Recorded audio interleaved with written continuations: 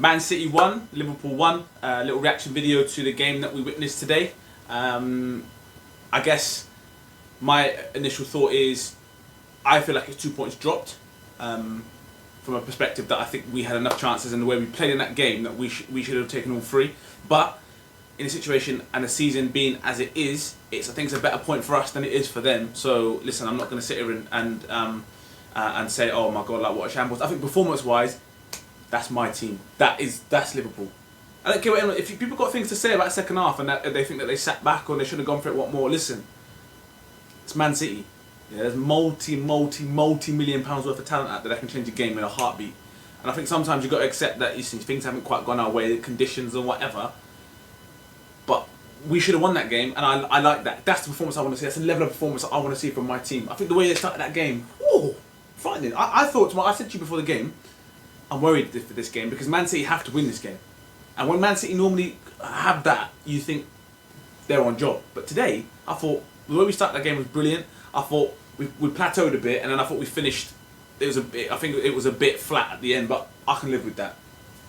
Before I start, we just finished watching the Arsenal game. So quick. Party. Listen, Villa are a good side. I told you not. Top side. No, we actually said it. Listen, at that point they could have scored 12-13 against us. They just banged 3 at Arsenal. So, do you know what I mean? Let's not take nothing away from those lot, but it's just funny, isn't it? Well, I know that Arsenal fans watch this and that, so just a quick little one. Shout out to my guy. little quick one in there.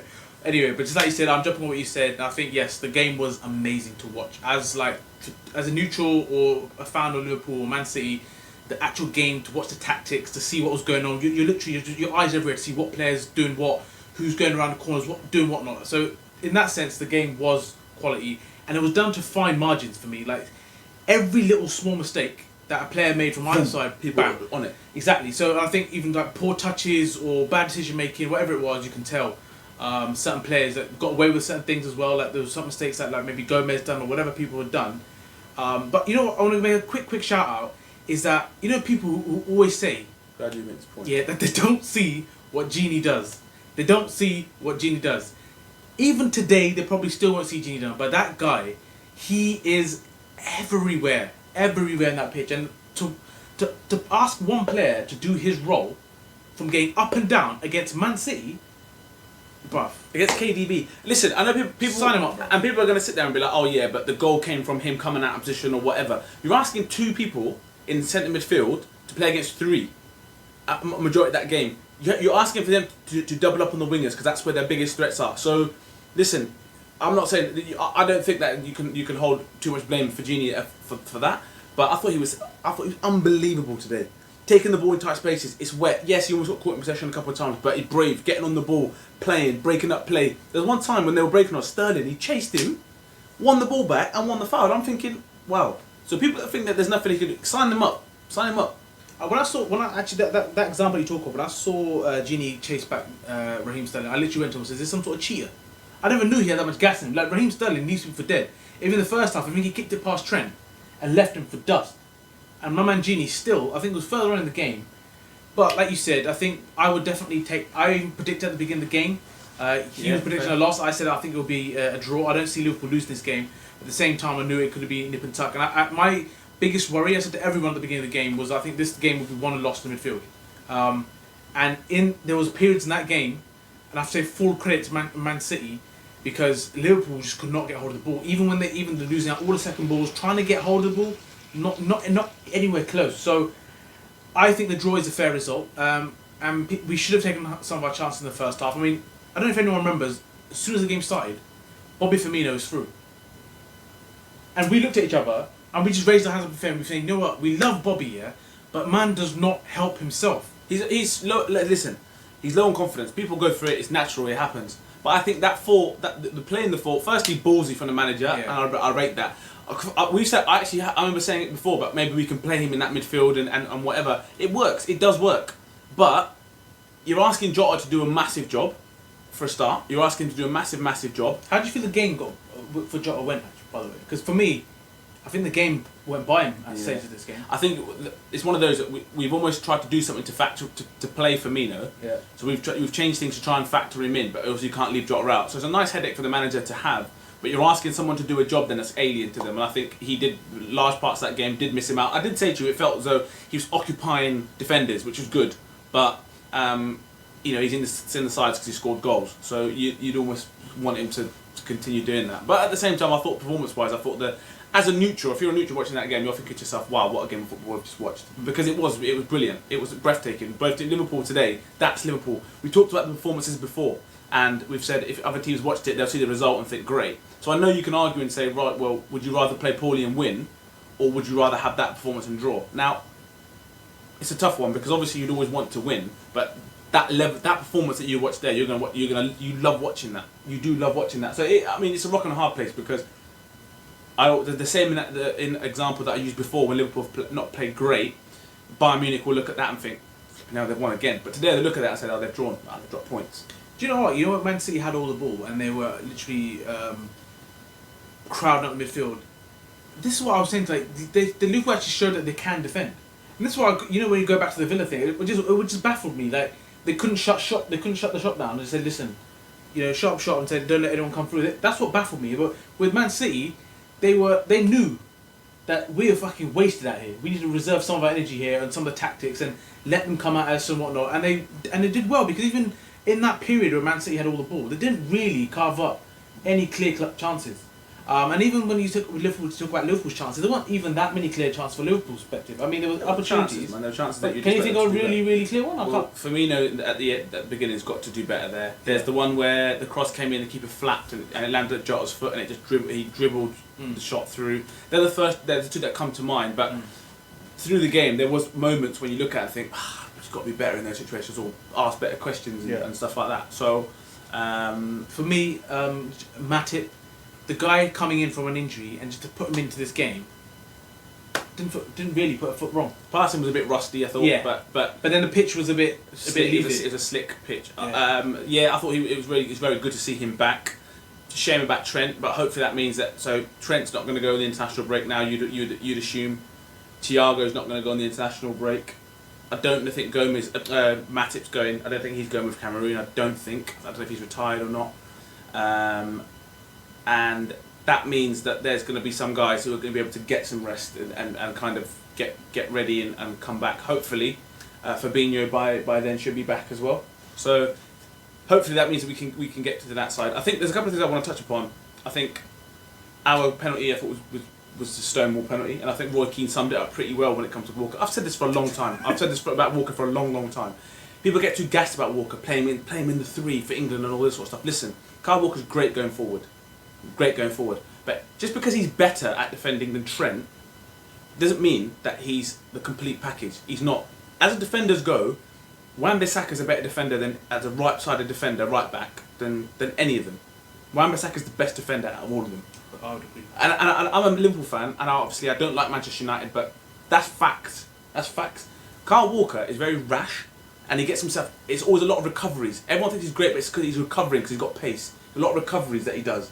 Yeah, I don't think that penalty today. I'm sorry, but no one can tell me anything as to what he's doing there. I don't know what he's trying to do there. You're never going to get away with something like that. So I'm not sure what he's doing there. Great penalty.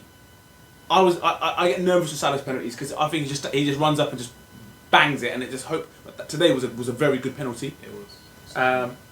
Their goal. Thoughts? I don't think he's meant that. I don't think he's meant that, bro. Like if you watch carefully, like he's trying to scramble to find out where the ball is, and how dare you compare this goal to Dennis Bergkamp's goal on Sky Sports? Yeah, put some respect on Dennis Bergkamp's goal. Get me? If you watch Dennis Bergkamp's goal, and we've seen it enough times, man's side spin, backspin, and everything, and he's already flaring. He knows exactly where that ball's gonna land after he's turned around. Jesus, I mean, don't get me wrong. That's what you want instructors to do, to be able to pounce on things like that, right? And that's what And his reaction time was sick, and his finish was sick. Everything. But to say that he meant that for me is a bit. I don't know. I think he's trying to make something of that situation. Yeah. I don't deny that. You're a striker. He's not trying to hold it up. Yeah. But the fact that he's reacted to get on the end of it would suggest that he wanted to do something. But I don't think that's what he meant. And from watching that, but listen, that's by the by. They scored the goal, and you can't describe him. He's got pockets of space on the edge of the box, De Bruyne, and he's gonna punish it. It is what it is. I don't even look. People can say Trent or Matip. I don't look too much into that. I think that's a goal, one of those that you just put your hands up and say, look, it is what it is. Like, that's a goal. He shouldn't be given that much space on the edge of the box. But talk to me about this fucking penalty. Because I'm sorry, what are we doing here? What is happening to the beautiful game that we all love? What is happening? As soon as it happened, I said penalty. I looked at him, I said penalty. I said there's no point even looking at VAR or whatnot because I knew they were going to give it. These referees are pussies. They're pussies, bro. But you knew innit as well. Yeah, but make it just look. You've gone to the monitor for what? For what? That he set the stop your back. Listen, I think it's a penalty. Obviously, like, it's a bit booky. I don't want to be the one to get shafted and that. And I beg you have a look and make a decision. But it's like you almost feel sorry for the referee a little bit because you're like, he's hit his hand, so technically, or arm. So technically, by the letter of the law, you have to give it. But for anyone that's played football, even if you played five-a-side, even if you've had a kick about in the garden with your siblings, you know that when you're running, there's momentum. There's momentum. Look how wet it is out there. Mate is putting whip on that ball. What do you want him to do? Like, I can't understand it. Even for Wolves earlier, I'm like, what do you want the guy to do? Because at the moment, we're asking people to play, what's it called, those statues, be statues. Then if you do it, then it's like, well, you get absolutely annihilated by everyone saying, well, you haven't defended that properly. You haven't defended it properly. I've lost all energy with VAR, to be honest. Like I said, as soon as it happened, I shouted penalty. There was a shot that Liverpool had actually later on in the game. Exactly. Will you tell me what's different then? And it smashed him. It literally said, it's never a penalty. And I'm shouting penalty. Because I'm thinking, letter of the law, it's hit his arm. Do you know what I mean? Like, what is this? Like, and that's what I'm saying, it's made me literally now just give up on that whole concept of handball. And then it goes back to the point about diving. People talking about diving. It goes back to that whole point again. Because why would you not dive? Why would you not? Why would you not give the guy... As much as I hate divers, I fucking hate it. It annoys me so much. But I'm also sitting there thinking to myself, well, if you're going to get a penalty given against you, if it hits your hand for any reason, a goal's going to get chalked off. If it even deflects off your hand and you don't even know, it's chalked off. But then if you go down because there's been a touch, then you're in the wrong. I don't know. That's what you're encouraging then, isn't it? You're encouraging players to do that, as far as I'm concerned. I agree, mate. I said I've lost all energy for it. It makes no sense. The rule makes no sense whatsoever, and it needs to be changed and addressed because this is just turning into a joke now. And I think everyone is aligned here. It's not just like Liverpool fans or certain fans, or it's happened to everyone knows it's bullshit. So get together and fix it up because it just doesn't make sense. If everyone is against it, what are we doing? I can't even like. You're listening to. For me, Roy Keane is a legend of the game. Legend, right? He talks facts. He spits facts. Some people don't like it. For me, I love it. Right? When he's on the thing, I love it. He talks absolute facts. You got two legends, right, on that panel today of the game that we've grown up watching, right? In Carragher and Keane. You've got Micah Richards, who's had an unbelievably good career, right? As footballers go, right? He's a Premier League football player. He's played a lot of games in the Premier League, right? You're sitting there with those two players who've had enough experience, and if they did that in their day, right? They'll be absolutely hammering each other, saying, why are you not blocking the cross? Why are you not blocking the cross? Why are you putting your arms down for? Why are you putting your arms behind your back? It's so big. So you're absolutely rewriting that. There was nothing wrong with the way football was played back, 10 years ago. There's nothing wrong with that. Because you've got technology, it doesn't mean that you have to absolutely rewrite the rule book. I agree. It's pathetic. It's ruining. I've said that for. Listen, I'm not the biggest fan of Spurs. I don't like Spurs too tough. But what happened to them with what's his name? The Eric Dyer. That's not acceptable. I hate Man United with a passion, but there's been an example. But Chelsea, Man United. I hate both them teams, to be fair. But Maguire one. That's a penalty. That is a penalty. But you've got technology. You're going to give handballs for what we're seeing today. But you're not going to give that when the guy's got a chokehold on him. I think the only answer that I got for it and my solution is you have to put people who played the game. People may disagree with that, but I think that's the only way. If you've got actual footballers together, collectively saying, okay, look, play the game, this is a foul, and then it comes back, that's what we should be doing. We've got people in these positions who are just, you know what, it doesn't matter to them, they haven't played the game, and they're just going by the letter of the law, and it's just like, it's for them, it's just like a game or like a... You're making things black and white. So the point made about common sense. Common sense. But now it has to be black and white. Football, sport can't be black and white all the time. So common sense, there is no, and that's it. There is no such thing as common sense anymore. I agree. So that's what I'm saying. It frustrates me because I'm sitting there thinking to myself, I'd rather have a chat with everyone, people who watch the game on the channel and stuff, about a refereeing a mistake that they've made. Yeah. I'd rather do that. Talk about human error. Human error, because that's it. But now you're saying, well, it can't be human error because it's computers and computers can't be wrong. But that's not the case. So I don't know, mate. I could go around all day. The thing is that, you know, like beforehand, if there was a referee decision, it would be maybe pop up once in a blue moon or once every few weeks and saying it was a bad referee decision. This is happening every single game almost, and every single week. Every single week there's a VAR decision, and this is just, and that should say it itself that it's not, something's not right. And also, if you're going to use it, like I've said it so many times, you implement like cricket. Something's happened, right? And you said to your centre back's like, mate, he was offside, 100% offside. They're going to be like, right, we'll have a look at that, please. If it's offside, then you keep your review. If it's not, you lose it and they score. Boom. You got 2 of them per half. Going back to the game, who is your kind of man of the match, standout player from? We've said Gini had a great game. I think, by the way, Alisson needs massive shout outs today. His handling, his kicking wasn't great. Yeah. You mentioned about him and Ederson's a better distributor of the ball, but it was fine. But his handling, it was impeccable. Crosses coming into the box, low hard crosses. You know, chilling. Yeah, for me, Alisson was a standout player. My man, Jordan Henderson as well. I've said a lot of things. I've talked a lot of shit about Jordan Henderson in the past, but I'm sat here today, and I will say that Liverpool are not the same side without Jordan Henderson in it. And I've not said that before, but this whole leader and the way he demands the ball and gets Liverpool organised and stuff like that. Listen, I'm happy to accept that now. I always said he was the one to be replaced. I don't think you can replace him at the moment for what he adds to that team. I'm not saying he's the greatest footballer, but he's a brilliant leader for Liverpool. And in this team, he's a brilliant leader. And what I will say to all Liverpool fans, right, is that we have still not released the full-on monster Thiago into this whole equation. Imagine him playing in this game. I said it to you before.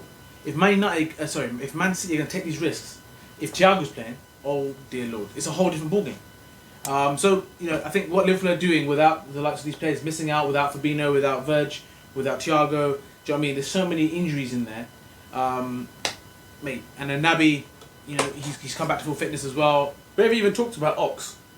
Yeah, I'm not saying he's a world beater, but someone else that comes into the equation. I thought Shaqiri done okay when he came on. He wasn't brilliant, but I like seeing him in there because I know he can change the game. Well, like we said this before, I wanted to see somebody in the middle. To be honest, for myself, I wanted to see another midfielder come in and just take control, get hold of the ball. Milner did great when he came on. I couldn't believe it. I was worried. I thought, you know, Raheem Sterling running against Milner, but Milner did a job on him. And even before that, Trent did a job on him. So, did a great job on Sterling, and De Bruyne got that bit of, you know, a gap or room where he made there, and he made that's what he's. So who are you going for man of the match? I'm going to go Gini. Yeah, Gini for me. People are still going to say, how are you going to give Gini because it's a mistake? But technically, like we said, Mane should be making that run, and that's what came out of his position. So yeah, we've got international break. Let us know your thoughts on this game. If you agree or disagree with some of the things that we said. Fabinho should be back after that. Trent should be back.